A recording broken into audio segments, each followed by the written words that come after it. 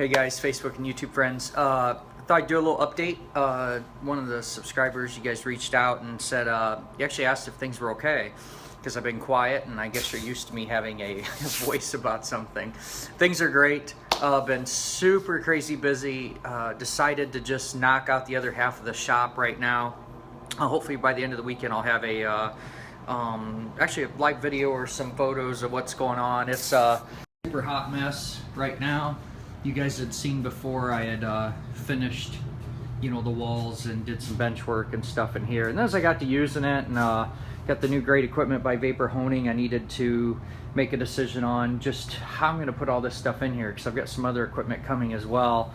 And I really didn't want to have to be back and forth between the auto shop and the motorcycle shop space-wise. So redoing everything, went ahead and did the other half, had to build some utility closets. This is going to be pretty cool. Put a whiteboard on here. Hey Shandell, that was from you, thank you. And cut that down to size, it's going to be fantastic. Just finishing off the whole area here. Did something kind of cool too. Build a little fake utility closet around the furnace so we can quit staring at that thing because it doesn't do us any good. But as I've been working on this,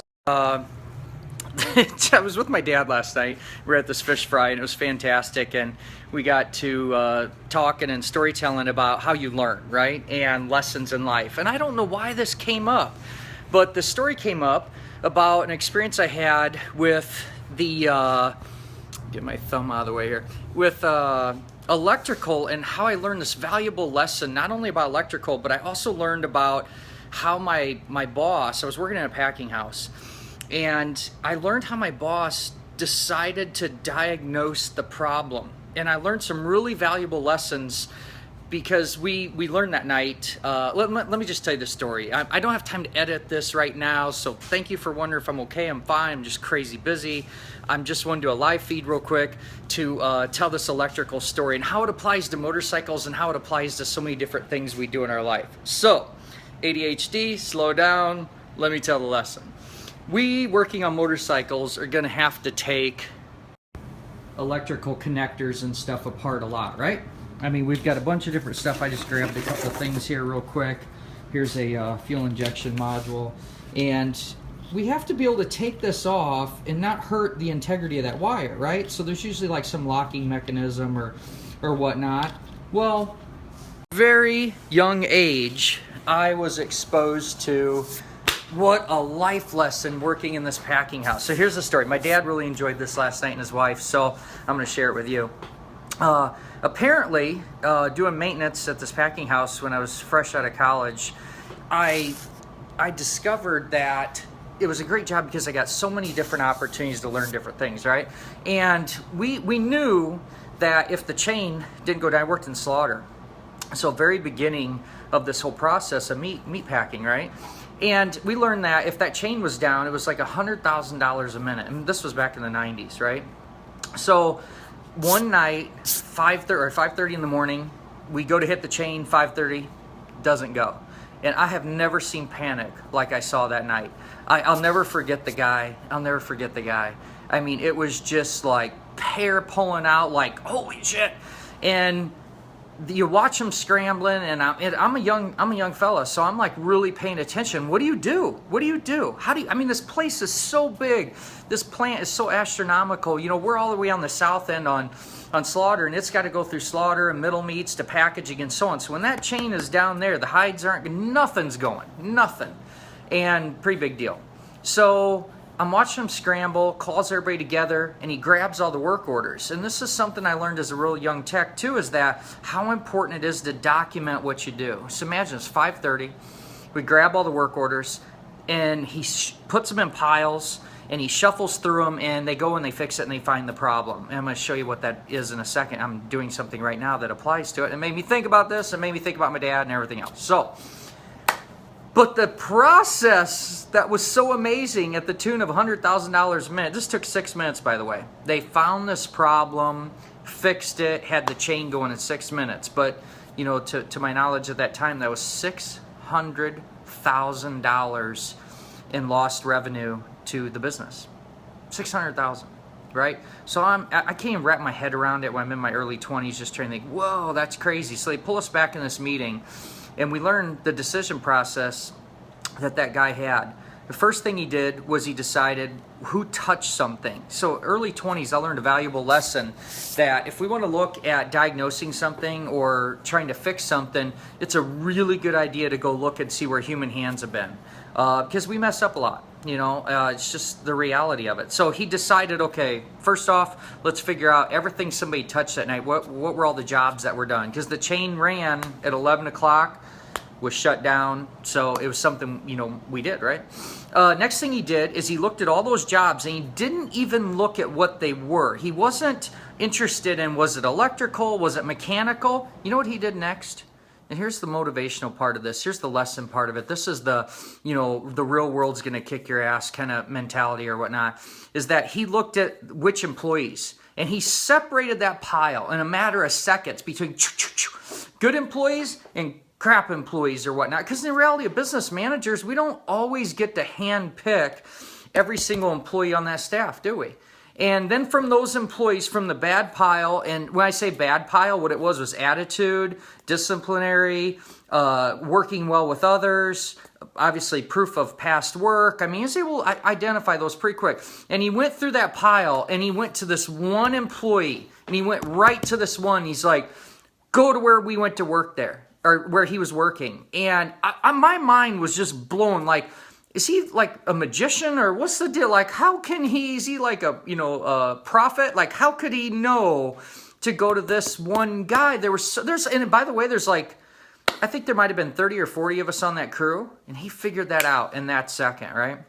And so he goes to that guy, and the guy says, nope, not mine. My work's good, blah, blah, blah, big attitude, whatnot. Well, it turned out it was his problem. Let me show you what he did right before you got fired. All right.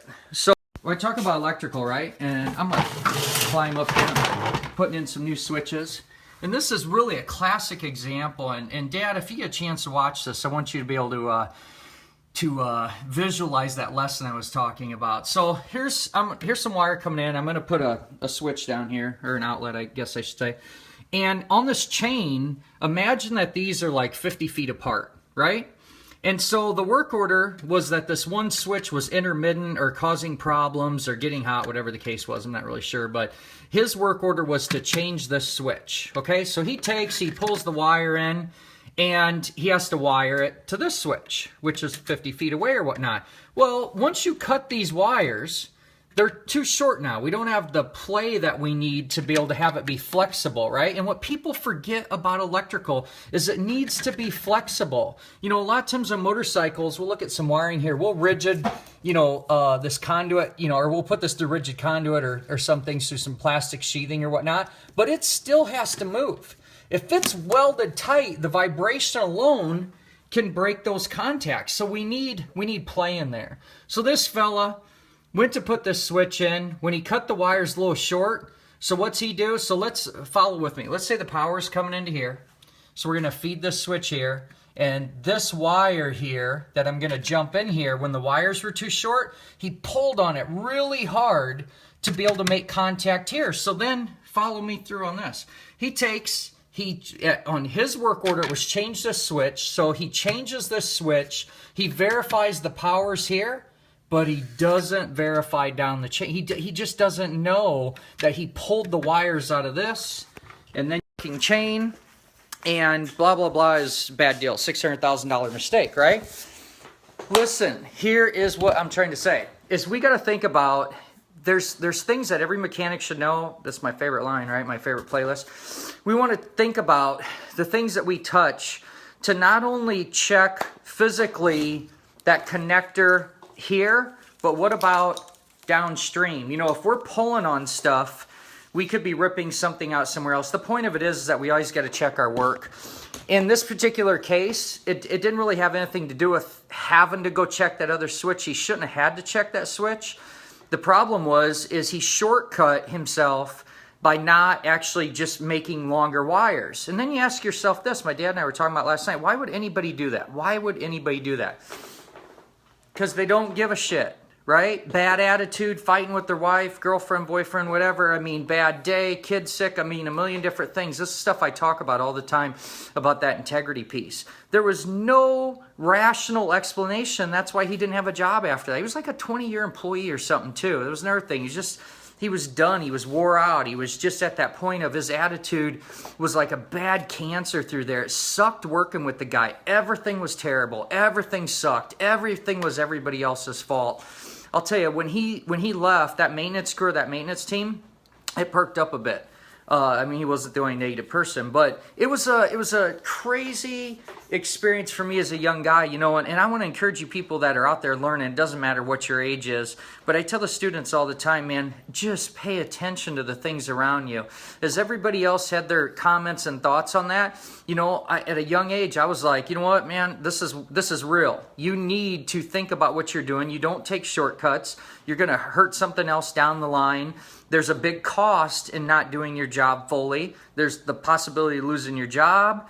And looking at that process of how that manager took a problem that I could not wrap my head around, and he was able to diagnose that and fix it in 6 minutes. 40 different texts, let's say, all the work orders, knocked it in 2 piles, looked at the integrity piece of that technician, thought this would be the most likely problem, most likely person.